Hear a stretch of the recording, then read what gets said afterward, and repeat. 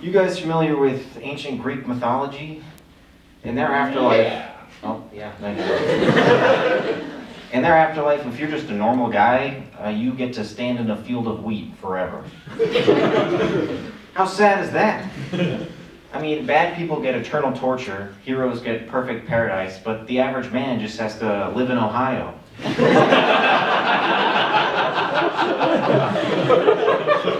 Anybody in the audience from Ohio here? Yeah, I wouldn't be proud of it either. But I would be so bored, right? I mean, Sisyphus might have to roll a boulder up a hill for eternity, but at least he's got something to do. What are you going to do in a wheat field? Farm? The only people who've ever farmed for fun have either been insane or playing Minecraft. There's no other option, but I mean, you reap what you sow.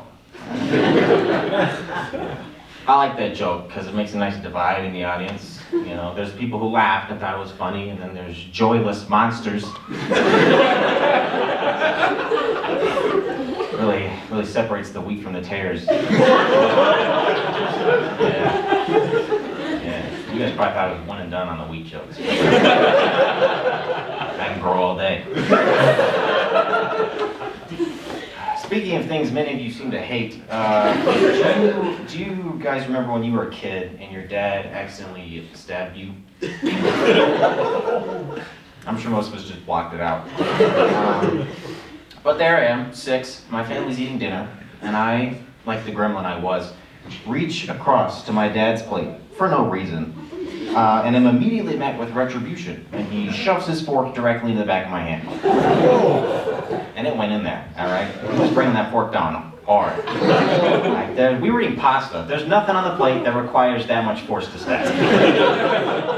But there's now a fork in my hand. And I'm screaming and I'm crying because I'm 6 and I don't know that it's embarrassing yet. But we go to the ER and we walk into the desk and the receptionist looks me up and down, sees the fork in my hand, and asks, "Well, what's your emergency?" "Oh, I've got IBS." That's in 4 years. She's like, "All right," and hands me the clipboard with the pen. Like, lady, first off, I'm 6 years old, all right? I can barely put on pants without falling over, much less fill out complicated medical information. Like, I don't know if I'm allergic to penicillin. Is that a new Gushers flavor? Second, fork. But whatever, I fill it out, and we... Eventually we get into the room. And the doctor strolls in, he's looking through the clipboard, and he's like, "All right, what seems to be the problem?" I'm like, "Come on, man, again? Like, did you even read that? It's clear, it says, hand have boo-boo. How much clearer could I have written it?" But he finally looks at me in my hand, and he's like, "Looks like we're gonna have to take that out." And he said it just like that, too. Like he was reluctant to take the fork out. As if it was an unfortunate side effect of the problem, instead of the direct cause. He's like, "All right, it's gonna hurt a lot. Let's put you under. But they can't use the big boy anesthetic because it would euthanize me." So the doc gets a bright idea. He walks over to the corner, he picks up his Little League bat, and he whacks me right on the head. Yeah, drink it in for a minute. Now the rest of the story I've heard secondhand, obviously, since I was knocked out with a bat by a medical professional in the 21st century. So now it's my dad, the psychotic and likely unlicensed doctor, unconscious me, and the fork in my hand, all together in this room, like we're an adventuring party going to Mordor to cast the fork into the fires. But my dad, he's just floored by this, right? I mean, he can't believe, he's losing his mind. I mean, he's a doctor, right? He's like, "That's it? We have a bat at home. I could have saved 20 minutes of driving here."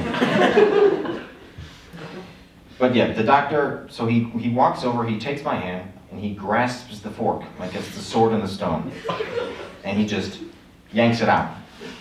Like I thought he'd use some cool tools, gadgets, maybe at least spit on me. But nothing. And he's whistling through it all, like Walter from Muppets. All right, I half expected him to go, medical malpractice makes medical malperfect. But yeah, rips the fork out, wraps my hand up in bandages, and that's it. Pats himself on the back, calls it a day. Job well done. And the whole thing's taken less than 2 minutes, so I'm still unconscious. They don't know when I'll wake up, if at all. So they toss me in the trunk with the fork, and we drive home.